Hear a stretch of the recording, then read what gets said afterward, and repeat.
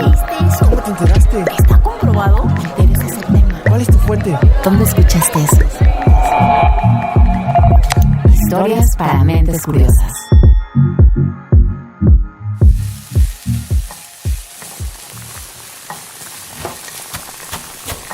Durante siglos, la alimentación se entendió como una actividad destinada exclusivamente a saciar el hambre.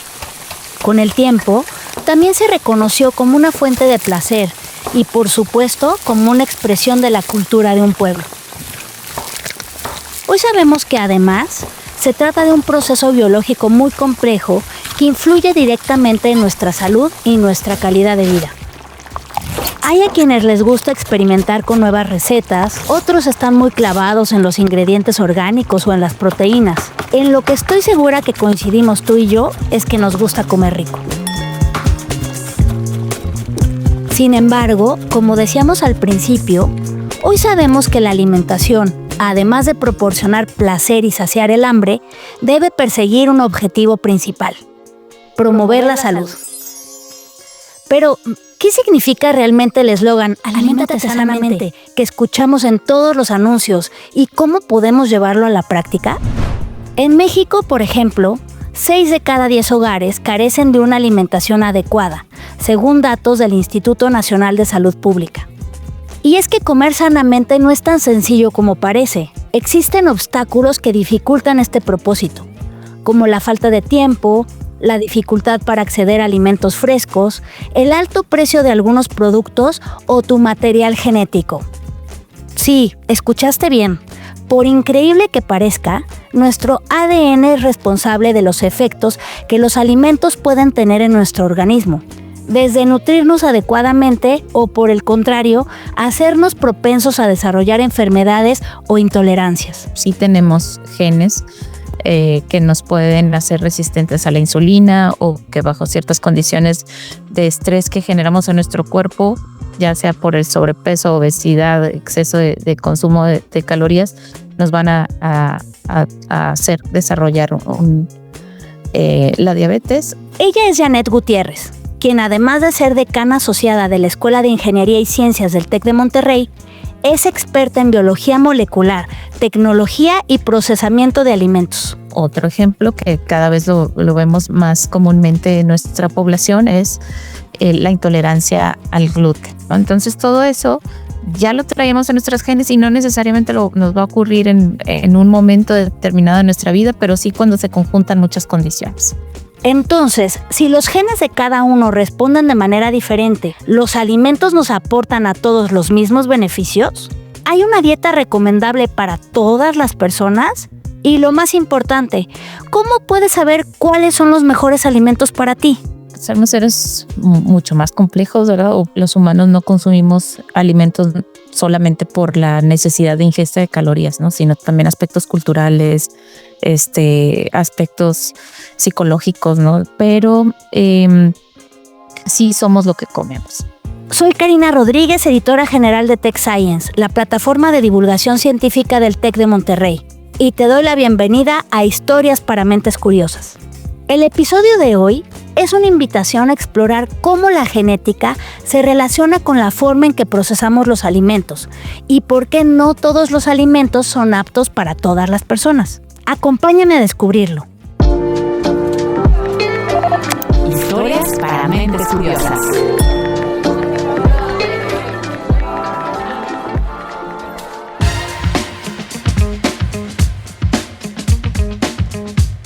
Si naciste a finales de la década de los 80 o a principios de los 90, seguramente escuchaste sobre la pirámide alimenticia. Esta figura, presente en libros de texto y campañas de salud, sirvió como un esquema para mostrarle a la gente cómo lograr una alimentación sana.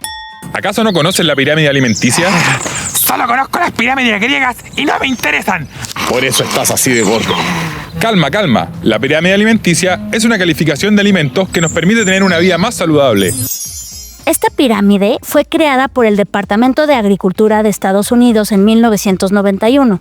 Estaba compuesta por frutas y verduras, productos lácteos, cereales, harinas, carnes rojas y porciones pequeñas de productos altos en grasa y azúcares. Sin embargo, después del 2010, esta representación cayó en desuso por un esquema más práctico, el famoso plato del buen comer. De acuerdo con la Organización Mundial de la Salud, esta dieta debe contener frutas, verduras, legumbres, frutos secos, cereales integrales, grasas saturadas y porciones mínimas de alimentos altos en azúcar y sal. Como estas frutas y vegetales coloridos. ¡Oh! Verse tan deliciosas. ¡Ñam, ñam, ñam, ñam! Este tipo de comida va a serte sano y fuerte. Durante años, ambas representaciones funcionaron para crear dietas generales que se suponía que ayudarían a mejorar la salud de todas las personas. Pero desde el punto de vista de la genómica nutricional no es lo ideal, porque los alimentos que consumimos tienen efectos diferentes en cada uno de nosotros. Para Aurea Karina Ramírez, profesora investigadora del Centro de Bioingeniería del TEC de Monterrey, Campus Querétaro, la clave para entender el vínculo entre los alimentos y los genes está en la nutrigenética y la nutrigenómica.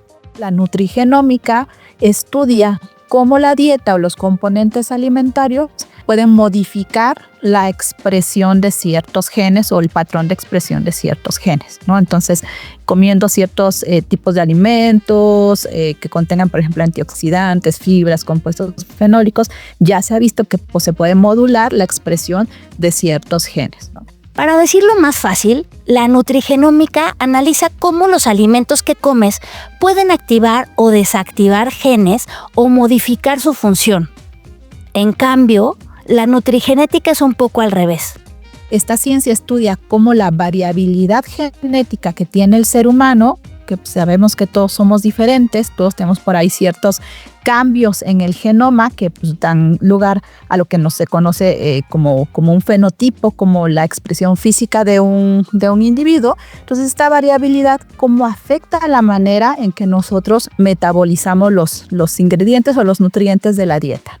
O sea, la nutrigenética estudia cómo tus propios genes determinan cómo responde tu cuerpo a lo que comes.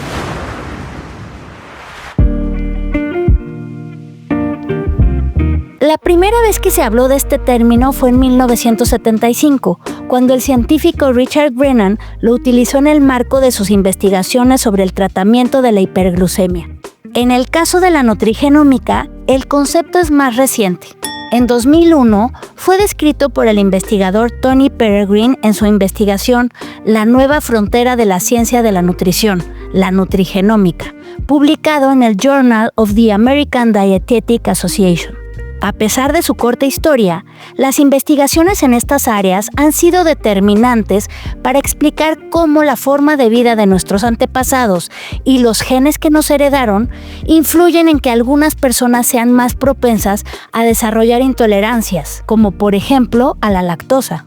Hay un estudio bien interesante en el que nos dice que ciertas mutaciones que están cerca de este gen de la lactosa son las que provocan que no se produzca la enzima lactasa y por lo tanto no podamos metabolizar la lactasa, ¿no? Entonces hay por ahí algunos estudios que nos dicen, los pobladores o las personas que tienen ancestros de origen europeo, por ejemplo, que tenían acceso al ganado, pues tienen más activo este gen y por lo tanto producen la enzima, mientras que poblaciones como poblaciones de nativos americanos o poblaciones de África que no tenían acceso a la leche, por ejemplo, al ganado, entonces tienen más probabilidad de tener apagado este gen que produce la lactasa. Y no solo eso, también las investigaciones han servido para identificar cómo la carencia de un alimento afecta a nuestros genes. Por ejemplo, el estudio Genómica Nutricional y Metabolismo, publicado en 2025 en la Gaceta Médica de México, halló que las personas con dietas bajas en nutrientes como la colina, que está presente en el pollo y la carne, y el folato, que está en cereales integrales o lentejas, son más susceptibles de padecer hígado graso no alcohólico debido a una desregulación en los genes. Para el especialista en nutrigenómica, el Dr. Ski Chilton, director del Centro de Nutrición de Precisión y Bienestar en la Universidad de Arizona, así como profesor distinguido de la Escuela de Medicina y Ciencias del TEC de Monterrey, los hallazgos en esta área demuestran por qué no es posible tener una dieta universal, por más sana que parezca. Un ejemplo clarísimo está en la política de sustitución de grasas saturadas por las insaturadas, que inició en los años 60. In 1961, the American Heart Association En 1961, la Asociación Americana del Corazón aseguró que los ácidos grasos saturados eran malos y que debíamos sustituirlos por ácidos grasos insaturados. Así que pasamos de consumir 1% de grasas insaturadas a 8%. Nada en la dieta occidental cambió tanto como ese nutriente en específico. Con este cambio, las empresas comercializaron los aceites de cocina con omega 6, un tipo de ácido graso poliinsaturado. Esto facilitó el acceso de este tipo de grasas en los hogares occidentales, entre ellos México. Cuando los años se le echan encima, puede ser demasiado tarde para empezar a cuidar su salud. Cuídela desde ahora, con una comida sana y preparada con el aceite puro de cártamo capullo, que tiene la ventaja de ser altamente poliinsaturado. La sustitución de este tipo de aceites tuvo repercusiones específicas en personas cuyos perfiles genéticos no permiten procesarlos de manera eficiente, es decir, en poblaciones sin ascendencia europea. So the diet that was designed to lower cholesterol. Así que la dieta que se diseñó para reducir el colesterol en poblaciones de ascendencia mayoritariamente europea estaba teniendo un impacto dramático en las enfermedades cardiovasculares en poblaciones de ascendencia africana, porque de nuevo se convertían en infartos de miocardio, ataques cardíacos y enfermedades cardíacas. Pero estas consecuencias no se limitaron a la población afrodescendiente, sino que alcanzaron también a las personas con ascendencia indígena americana, es decir, a una gran parte de la población mexicana. The first paper to come out of Oregon showed, and again, it's been El primer artículo que salió del Proyecto Oregón mostró que alrededor del 65% de la población mexicana es de ascendencia indígena americana. Así que ese efecto fue dramático porque esta población no puede convertir los ácidos grasos omega 6 en ácidos grasos omega 3 de cadena larga que inhiben las enfermedades cardiometabólicas. Por ello, al ingerir todos esos omega 6 y no poder convertirlos en omega 3, dio lugar a enfermedades cardiometabólicas. De acuerdo con el investigador en nutrigenómica, el cambio de los ácidos grasos saturados por ácidos grasos poliinsaturados ha sido uno de los factores que ha disparado el incremento de la inflamación crónica y la obesidad. I saw a statistic not long ago that Hace poco vi una estadística que decía que debido a esto, ahora hay casi 300 millones de personas en China con diabetes. Se podría haber puesto una bomba nuclear en medio de ese país y no causaría más daño que el que se ha provocado con la dieta occidental moderna. Este ejemplo muestra los efectos negativos que tiene homologar una dieta sin tener en cuenta los contextos genéticos de cada población. Pero, ¿hay maneras de prevenir esto? ¿Podemos saber con antelación qué alimentos son dañinos para nuestros genes? Después de la pausa te lo cuento.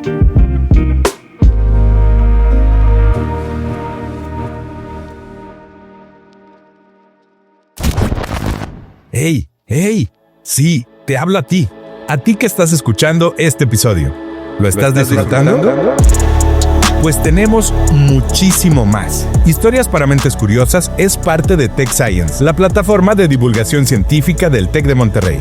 En nuestro sitio te esperan historias sobre salud, medio ambiente, tecnología, nutrición, ciencia empresarial, nuevos avances médicos, negocios, diabetes, envejecimiento, sargazo y mucho, mucho más. Así que, si ya tienes el celular en la mano, sí, sabemos que sí, búscanos en redes sociales y visita techscience.tech.mx. Te vamos a encantar.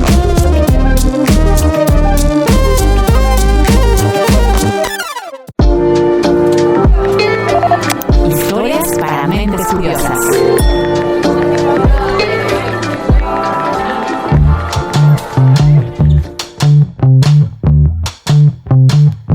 Estamos de regreso en Historias para Mentes Curiosas. Antes de la pausa, escuchamos lo complejo y riesgoso que puede ser para una población consumir cierto tipo de alimentos. En México, por ejemplo, alrededor del 2.6% de la población es celíaca o alérgica al gluten, mientras que 1 de cada 10 es intolerante a la lactosa, de acuerdo con datos de la Secretaría de Salud. ¿Y existe alguna manera de conocer nuestras intolerancias sin tener que probar los alimentos? La respuesta es sí, pero ojo, tampoco es tan sencillo. En los últimos años se han popularizado los test nutrigenéticos que prometen revelar cómo tus genes interactúan con los alimentos para ayudarte a personalizar tu dieta. ¿Sabías que existe una prueba de nutrigenética que te puede decir qué deberías de estar comiendo, qué tipo de ejercicio deberías de hacer y cómo debería de ser tu estilo de vida? A pesar de sus posibles resultados, la especialista Janet Gutiérrez considera que estos test deben tomarse con cautela, ya que aún hay información sobre los alimentos que es desconocida, porque cada persona consume su comida de formas distintas. Pensar que además el otro tema muy importante es cómo procesamos a nuestros alimentos. O sea, no es lo mismo consumir una tortilla que tostamos en el comal de nuestra estufa a una tortilla que se deshidrató en el microondas. O sea, todos esos procesos que vemos en nuestra cocina o a nivel industrial también tienen un efecto sobre la interacción entre los componentes que no han sido estudiados al 100%. Aunque sí considera que pueden ayudar a detectar otros riesgos en los alimentos que consumimos. Yo creo que lo que sí existe es que a través de análisis genético podamos ver si en algún momento vamos a ser intolerantes al gluten o si vamos a ser intolerantes a proteínas de la leche o si vamos a ser intolerantes a ciertos componentes de alimentos basados en nuestros genes.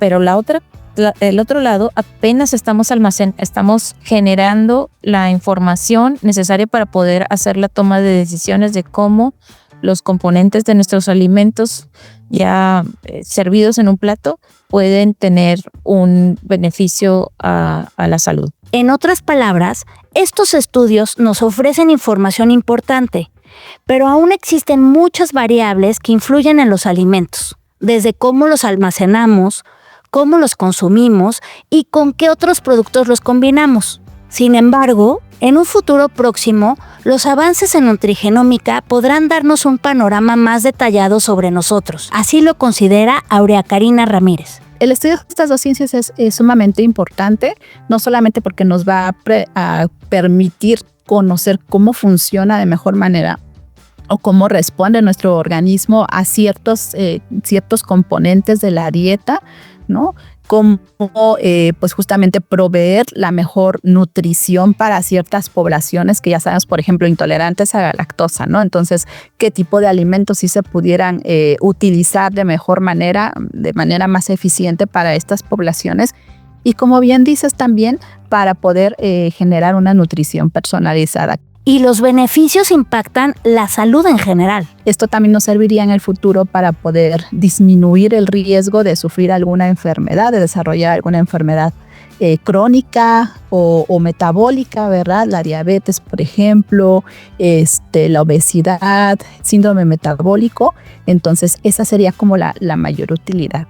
Y principalmente también se utiliza mucho en el área de alimentos para poder validar los efectos que tienen los llamados alimentos funcionales, que no son nada más que aquellos alimentos que más allá de nutrirnos también tienen compuestos bioactivos que nos van a dar un beneficio a la salud. El doctor Ski Chilton también está convencido de que la nutrigenética y la nutrigenómica serán impulsores de la medicina predictiva o medicina 3.0.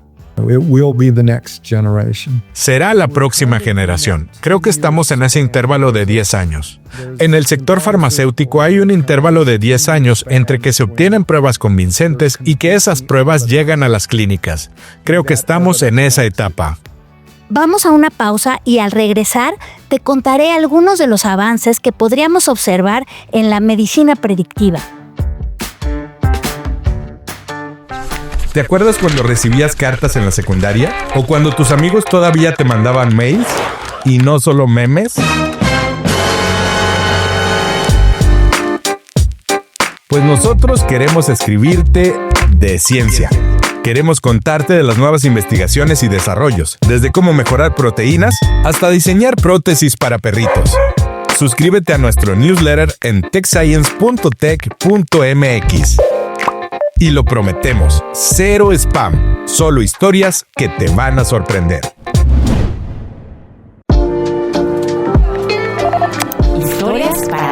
curiosas.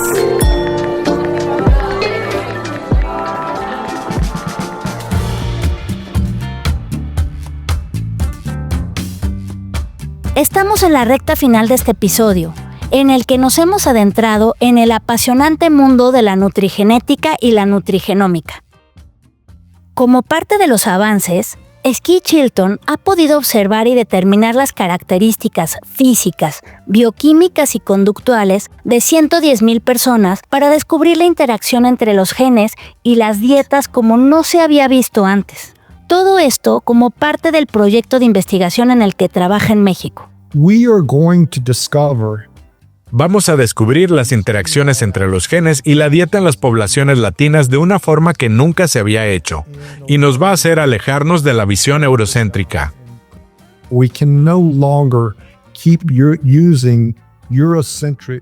Ya no podemos seguir utilizando técnicas de análisis eurocéntricas para estudiar otras poblaciones, y en especial poblaciones tan distintas como la mexicana, que tiene una ascendencia indígena tan elevada.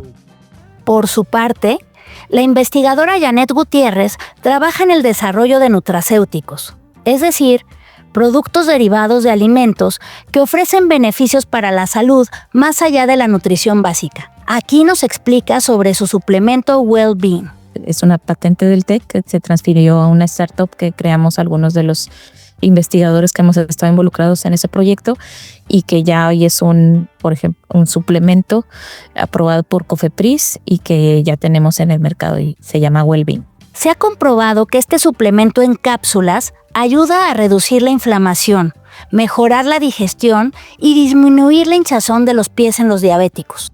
También, Well-Being ha ayudado a reducir la acumulación de lípidos en el hígado.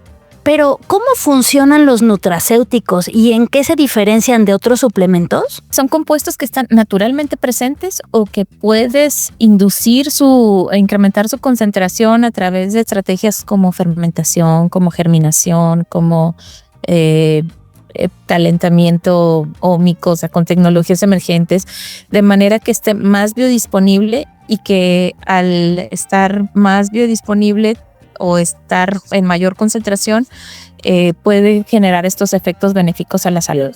También Aurea Karina Ramírez desarrolló otro nutracéutico a base de frijol y avena que ayuda a reducir los niveles de grasa en sangre. Nuestro propósito con este refrigerio era disminuir lípidos en sangre, porque ya se sabe que la avena, al tener ciertos componentes como los beta-glucanos, que es una fibra soluble, y el frijol, al tener también fibras, almidón resistente, antioxidantes, compuestos fenólicos, nos pudieran ayudar a disminuir triglicéridos. El producto se evaluó en un grupo de mujeres con niveles elevados de triglicéridos en la sangre. Tras 2 meses de consumo, se observó una reducción del 29% en su nivel de grasa. Actualmente, la investigadora trabaja en otro proyecto de confitería funcional, donde desarrollan un tipo de golosinas bajas en azúcares y altas en proteínas, antioxidantes y fibra.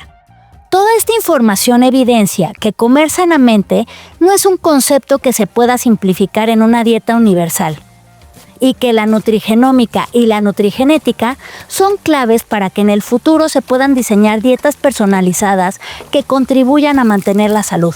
Los alimentos no es nada más la fuente de proteína, grasa y carbohidratos, sino que hay muchos elementos que están ahí en bajas concentraciones y que todavía se están estudiando y que tienen un gran potencial para mejorar la salud de las personas, y no nada más en las matrices vegetales.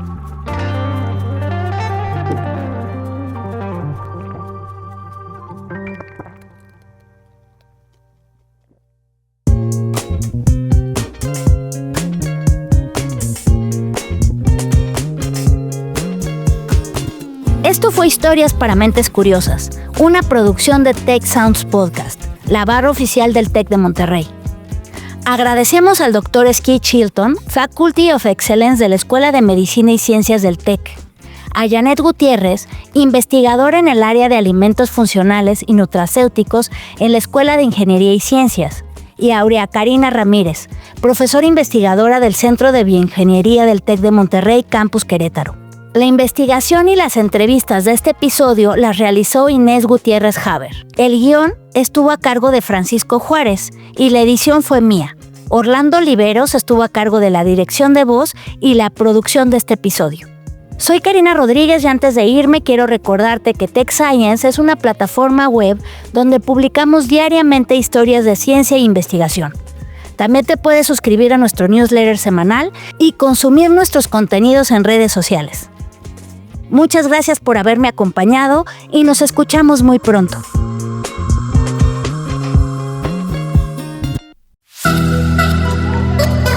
¿Cómo te enteraste? ¿Está comprobado? Debes ese tema. ¿Cuál es tu fuente? ¿Dónde escuchaste eso?